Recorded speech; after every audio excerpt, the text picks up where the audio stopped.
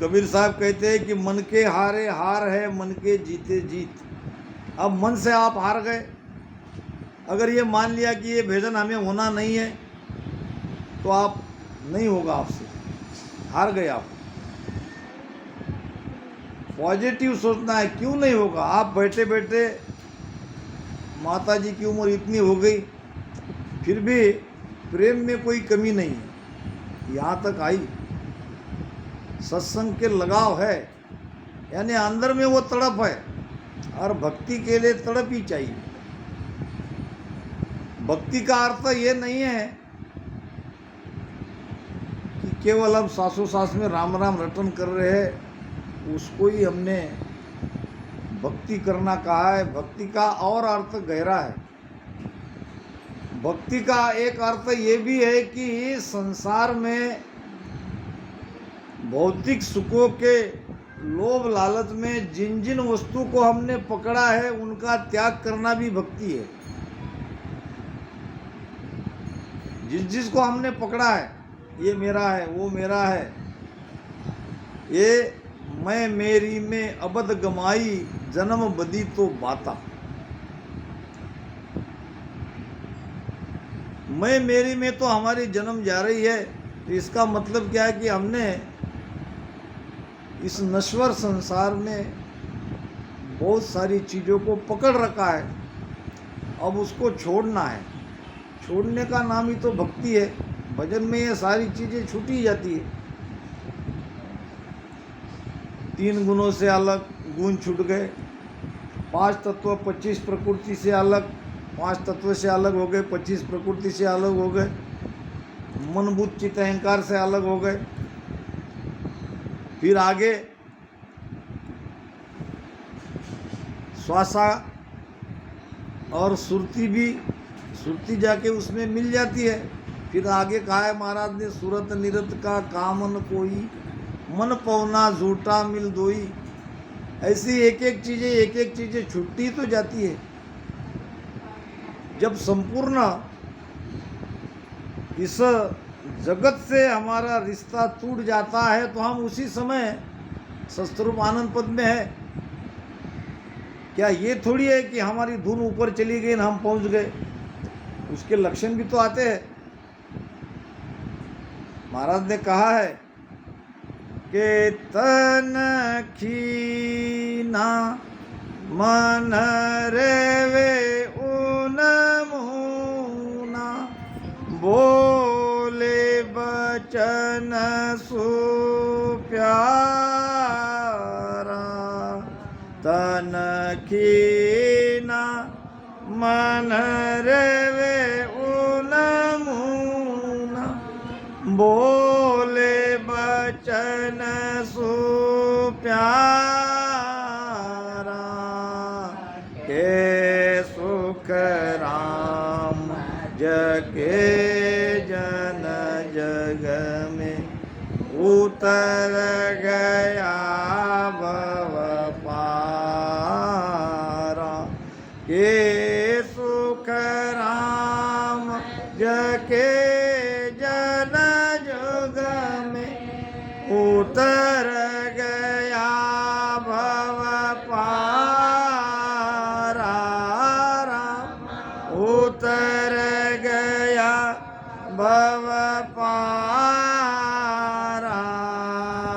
दिन दिन सो नर नारी वो जुग में, दिन दिन सो नर नारी।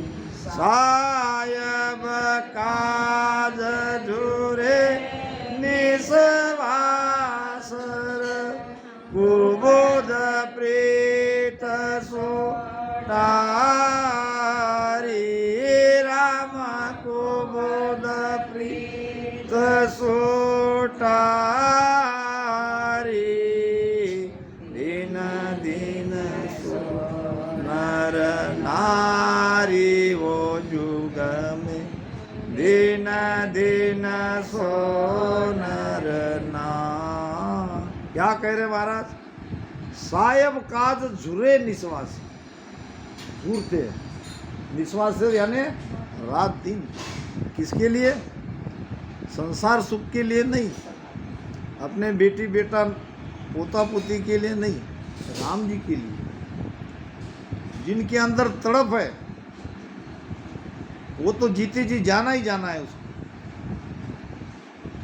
वही संसार से राग उसका ही छूट सकता है। झूरो, झूरना सीखो। अपने लिए तो सब रोते हैं, अपने स्वार्थ के लिए तो सारे रोने वाला सारा जगत है। मालिक के लिए रो। सब सोने के बाद फिर जागो और फिर रो। कबीर साहब कहते हैं कि सारा जगत अज्ञान की नींद में सो रहा है, जागे और संत जागते हैं और रोते हैं। 4 पहर है रात के, पहले पहर में सब कोई जागे,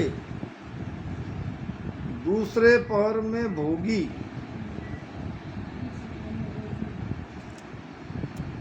तीसरे पहर में चोर जागे, चौथे पहर में योगी।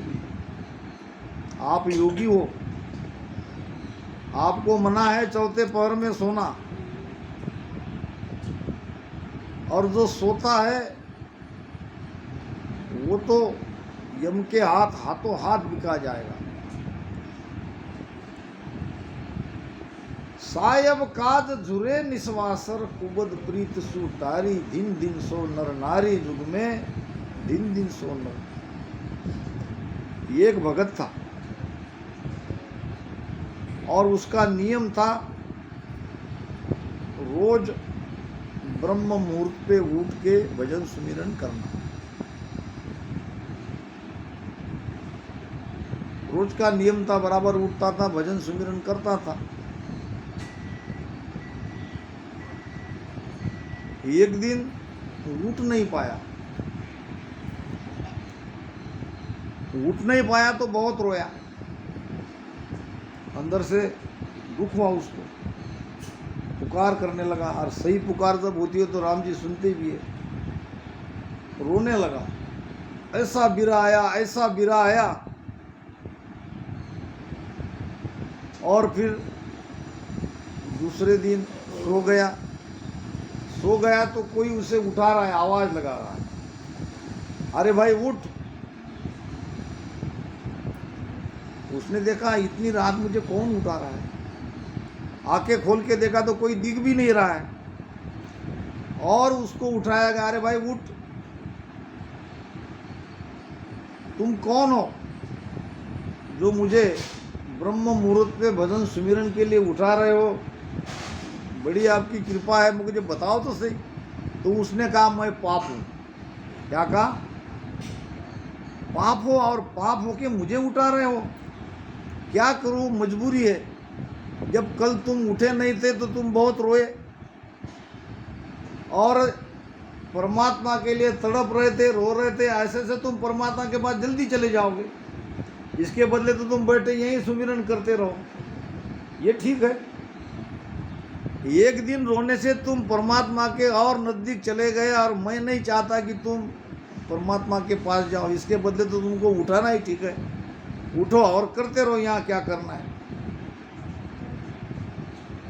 तो विरह में, प्रेम में बहुत ताकत है।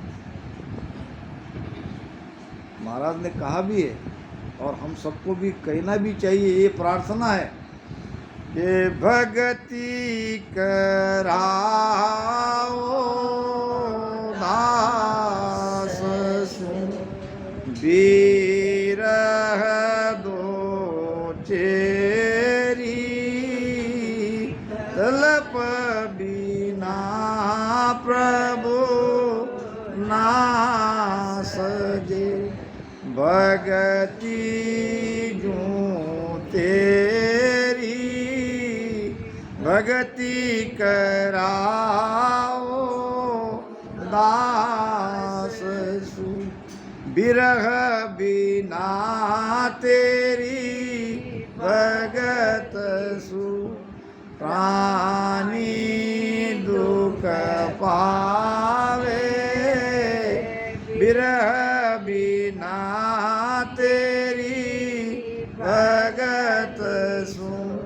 प्राणी दुख पावे, जो निर्बल दाढ़ी चले, मुख ना जन भावे, जो निर्बल दाढ़ी चले, मुख ना जन भावे, भगति कराओ दास।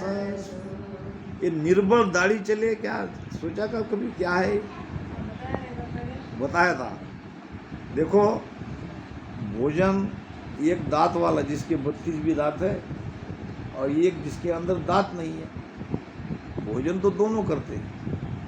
एक में दांत की शक्ति है, एक है निर्बल, वो केवल खाता हुआ दिखेगा।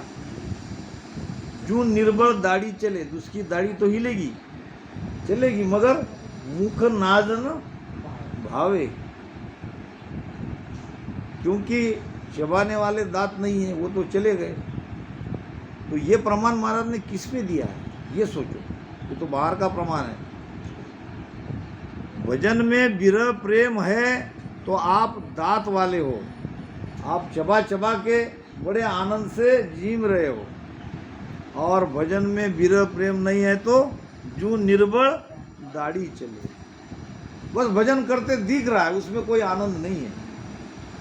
तो प्रेम लाओ। अब प्रेम लाओगे कहाँ से? तो सीधी बात कही है कि जैसो प्रेम जगत सु तेरे, वैसे साहेब सु लागे बे। प्रेम कहीं और जगह आपका अटका है, जब वो नहीं लग रहा है तो आप कहीं और जगह उसके लगा के हो, वहाँ से उसको निकालो। नानक साहब के साथ कुछ शिष्य यात्रा कर रहे थे। एक शिष्य ने पूछा कि गुरु महाराज भक्ति का भेद बताओ। नानक साहब ने कहा, किसान की तरफ इशारा किया, बताया देखो वो किसान क्या कर रहा है। धान की ये हो रही थी, धान लगाया जाता है ना, उसको उखाड़ते हैं एक जगह से और दूसरी जगह लगाते हैं। तो किसान क्या कर रहा है? तो उस शिष्य ने कहा ये धान की बुआई कर रहा है, वहाँ से वो उखाड़ के यहाँ पे लगा रहा है। बस यही भक्ति का भेद है, और इसमें ज़्यादा कठिनाई नहीं है। हमारा कोई हठयोग नहीं है, हमारा कोई अष्टांग योग नहीं है, हमको कोई तप नहीं करना है। हमको तो केवल प्रेम से राम राम सुमिरन करना है। मोह को तो हरि भक्ति करनी, भजन अखंडित तेरो। बस इसी से काम चला जाएगा, और यही एकमात्र उपाय है। मन को वहाँ से हटाओ और यहाँ लगाओ, क्योंकि मन अकेला नहीं लगता। जहाँ भी आपका हमारा मन लगा है वो श्रुति को भी ले जा रहा है, हमारे ध्यान को भी अपने साथ ले जा रहा है। इसीलिए कबीर साहब कहते हैं कि सुरती फंसी संसार में, ताते रह गयो दूर। परमात्मा से दूर क्यों हुए हम? सुरती संसार में फंसी हुई है, इसलिए दूर है। सुरती संसार में क्यों फंसी है? तो मन का संग करके, वो मन के साथ है। अब सुरती बांध स्थिर करो, अब सुरती को बांधो, अब सुरती को स्थिर करो, यानी वो भटकना नहीं पाए। आपका ध्यान भटकना नहीं चाहिए, इसके लिए आधार चाहिए। आधार है शब्द का, और शब्द जगता है रसना से, राम राम रटन करने से। तो ये सब करते रहो।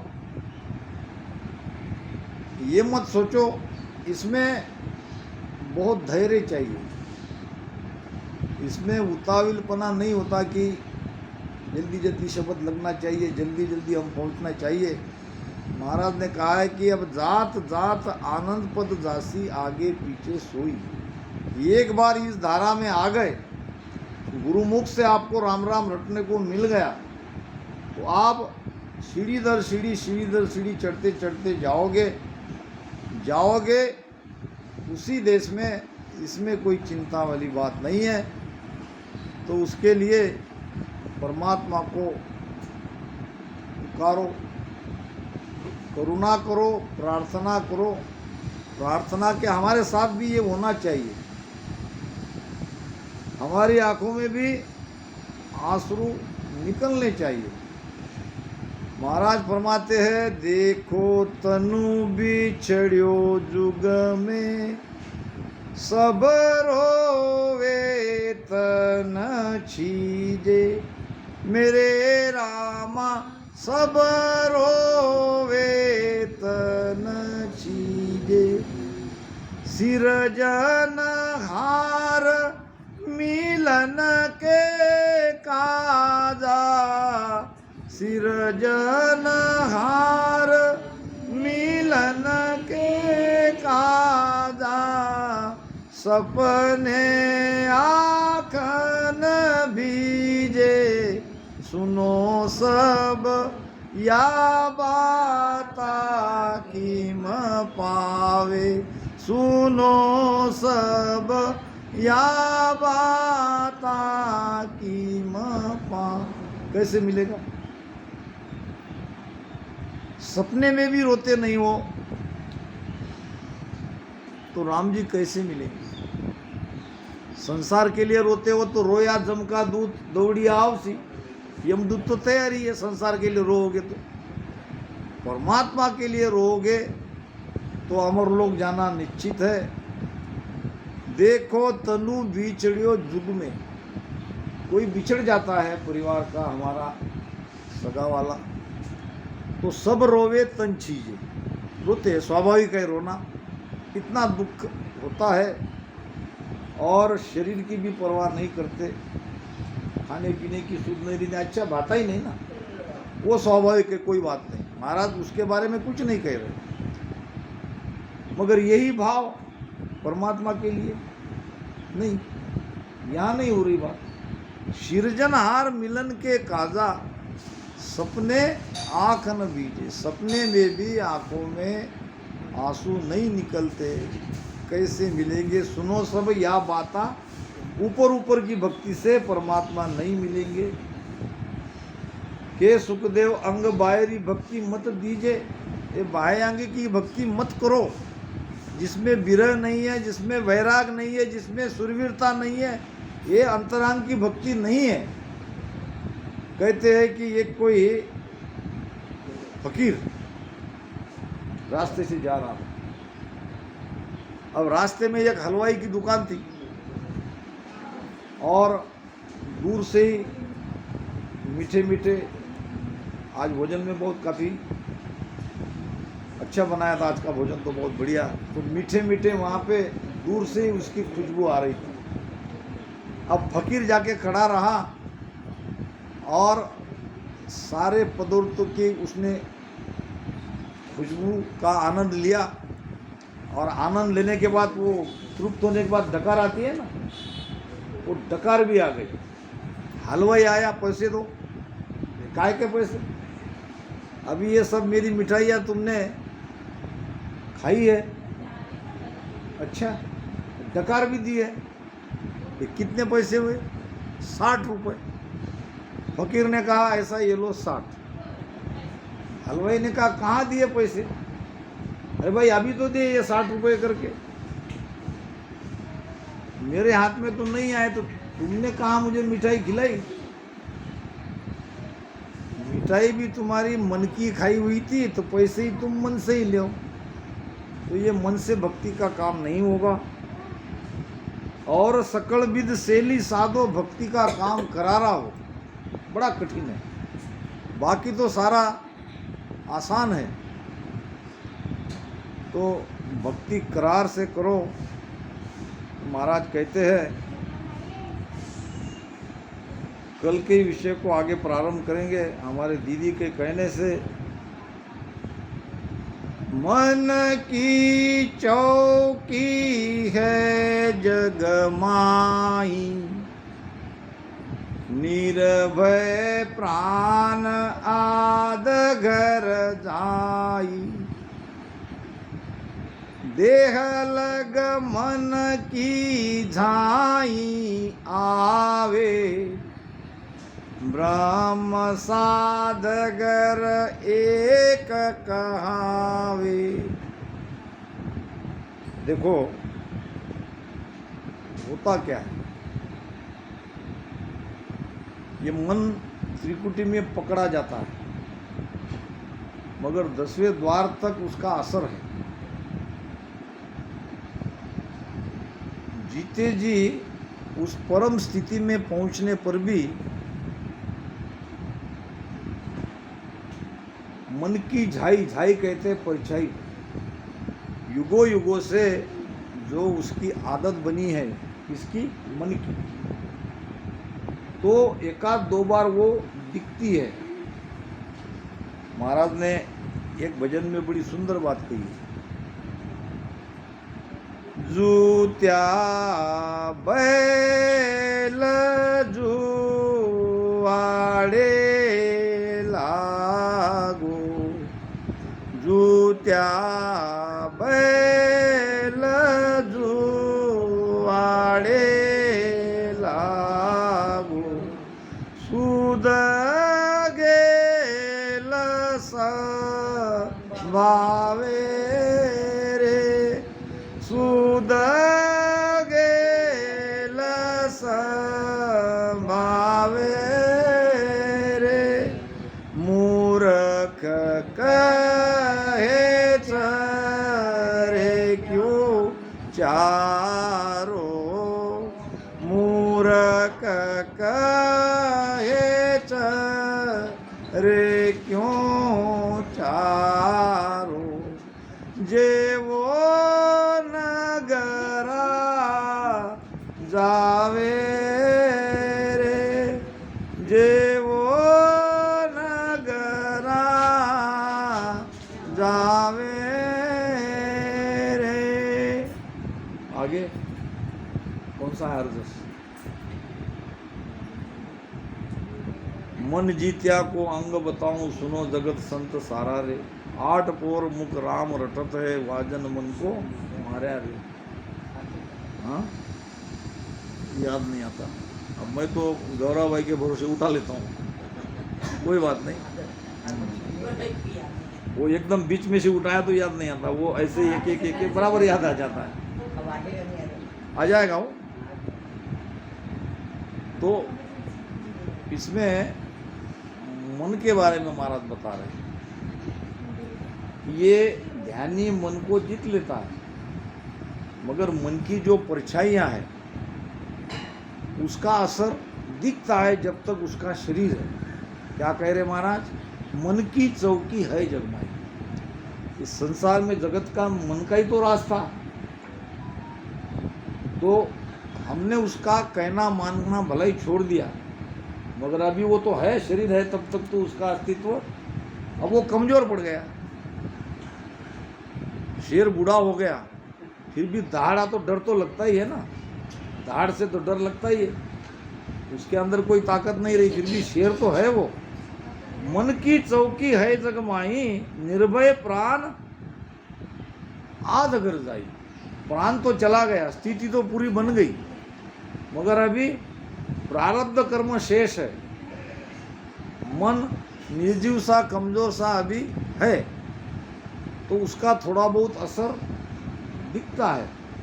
ऐसा नहीं है कि वो सभी विकारों में लिप्त रहेगा, ऐसा नहीं है, थोड़ा बहुत उसका असर होता है। देहलग मन की झाई आवे, शरीर है तब तक उसका कम ज़्यादा थोड़ा सा प्रभाव रहेगा।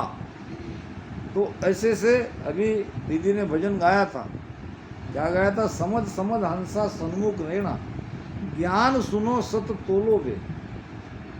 हम सत के ग्राहक हैं, हमको सत को भीतर में तोलना है, सत के लिए सत्संग है, सत के लिए ज्ञान सुन रहे हैं, और सत को तोलना है। बाह्य जगत पर हमको ध्यान नहीं देना है, क्योंकि ये ब्रह्म ज्ञान है। ये ब्रह्म ज्ञान में भर मन सांसो, मैं ते कदे न आवे। हे सुख राम ने कमन फिरिया, ब्रह्म ज्ञान नहीं ख्वावे। नेक मन फिरिया, नेक यानी जरा सा भी मन के अंदर परिवर्तन होता है। ब्रह्मज्ञानी संत के अंदर न भ्रम है न संशय है, न उसके अंदर तेरा मेरा का भाव है। अगर भ्रम में, संशय में, मेरे तेरे भाव में ये मन जरा सा भी वापस पलट गया तो वो ब्रह्मज्ञानी नहीं है। ये एक स्थिति बता रहे महाराज। दूसरी स्थिति ये बता रहे हैं कि शरीर है तब तक मन का असर दिखेगा, मगर इतना नहीं है कि वो एकदम से उसके अंदर भ्रम आ जाएगा, एकदम सारी जो पहले पकड़ रखी थी दोबारा उसको पकड़ लेगा। ये बताया है कि जूतिया बैल जुआड़े लागो। बैल गाड़ी को जोता गया है और गाड़ी चल रही है, बैल सीधे रास्ते से चल रहे हैं। सूद गेल संभावे रे, सीधे रास्ते से बैल बराबर चल रहे हैं, क्योंकि उनको जोता गया है, बांधा गया है। ये मन रूपी बैल है और इनको हमने भजन से बांधा है। अब बीच में बैल की आदत है, बैल को आप कितना भी खिलाओ। वो राजा की कथा आती है, एक राजा था और उसने एक बकरी पाल रखी थी। आप कहोगे भाई राजा से बकरी का क्या संबंध, मगर कथा का राजा बकरी पालता है, दृष्टांत का राजा, सचमुच का राजा नहीं पालेगा। और वो बकरी को खिला पिला के लाने के बाद भी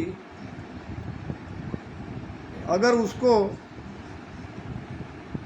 हरे पत्ते बताए तो बकरी उस तरफ दौड़ती थी। अब राजा को लगता कि ये बकरी उसको पेट भर खिलाया नहीं है। हर एक ने कोशिश करी मगर बकरी की आदत थी, वो तो कितना भी खाने के बाद भी वो आती थी और हरा पत्ता दिखे तो उस पर दौड़ती थी। तो राजा ने ढिंढोरा पिटवाया, जो कोई मेरी बकरी को तृप्त करेगा उसको इनाम मिलेगा। अब सब लोगों ने कोशिश करी मगर बकरी अपनी आदत छोड़े नहीं। संयोग से उस गांव में कोई संत आए थे और जिसके घर पे आए थे उसने कहा तुम जाके कहो कि कोई एक संत है और वो बकरी को तृप्त करेंगे। अब जिसके घर में आए थे उसने कहा तुम क्यों इसमें पढ़ते हो, तुम अपना भजन सुमिरन करो। तो संत ने कहा कि मेरे सिवाय इस बकरी को कोई तृप्त कर ही नहीं सकता, इसीलिए ये चैलेंज मुझे ही स्वीकारना पड़ेगा। अब गया, बकरी को लेके खिलाया पिलाया कुछ नहीं। अब उसको तो एक डंडा हाथ में लेके पत्ते की तरफ बकरी देखे तो डंडा मारे, पत्ते की तरफ देखे तो डंडा मारे। दिन भर में उसको ऐसा ट्रेन कर दिया कि डंडा ऐसा दिखाया, लकड़ी का डंडा, तो बकरी इधर मुंह फेर ली, उधर दिखा तो बकरी इधर मुंह फेर ली। यानी इतनी डर गई, इतनी डंडे के कारण, क्योंकि अब देखी तो मार पड़ती है, जरा सी देख ली थी तो, और इतने जोर से पड़ेगी तो कहाँ नहीं जाएगा, इसके बदले देखे ही नहीं। शाम को राजा के पास लाया, कहा कि मेरी बकरी तृप्त तो हो गई। तो हाँ देख लो, परख लो। कहाँ, ये तो ऐसा लगता है कि दिन भर इसको कुछ खिलाया नहीं है, पेट तो अंदर धस रहा है। नहीं नहीं नहीं, वो ऐसा ही रहेगा, मगर आपकी बकरी तृप्त है। फिर राजा ने रोज की आदत के अनुसार हरे हरे पत्ते बताए। अब हरे हरे पत्ते की तो आदत उसने डाल रखी थी, पत्ते के साथ वो डंडा भी बताता था। अब बकरी को लगा कि अगर देखती हूँ तो डंडा पड़ेगा, दिन भर में उसने यही किया था। अब राजा जिधर ले जाए हरा पत्ता, बकरी इधर मुंह करे उधर मुंह करे, मगर पत्ते की तरफ देखे नहीं। राजा ने कहा अब ये तृप्त हो गई। अब राजा है भगवान, बकरी है हमारा मन, मन बकरी तो है। और ये 5 विषय है हमारा आहार। तो जब तक कोई सदगुरु नहीं मिलेंगे, उसका दंडा नहीं पड़ेगा, ये मन थोड़ी भजन में लगने वाला है। सदगुरु ही एक आधार है। तो यहाँ मन के बारे में कह रहे हैं कि बैल को जोता गया, रास्ते से वो जा रहे हैं, मगर बैल की आदत है रास्ते में अगर घास कहीं पड़ा है तो वो मुंह मार ही लेता है। वो तो तृप्त हुआ है, मगर उसकी वो आदत के कारण इससे ये नहीं समझ लेना चाहिए कि ये महात्मा पहुँचे हुए नहीं है, क्योंकि शरीर है तब तक उसकी मन की झाई यानी परिचयाँ रहती है। तो महाराज कहते हैं, देह लग मन की झाई आवे, ब्रह्म सात घर एक ख्वाब। वो तो ब्रह्म में पहुंच गए, मगर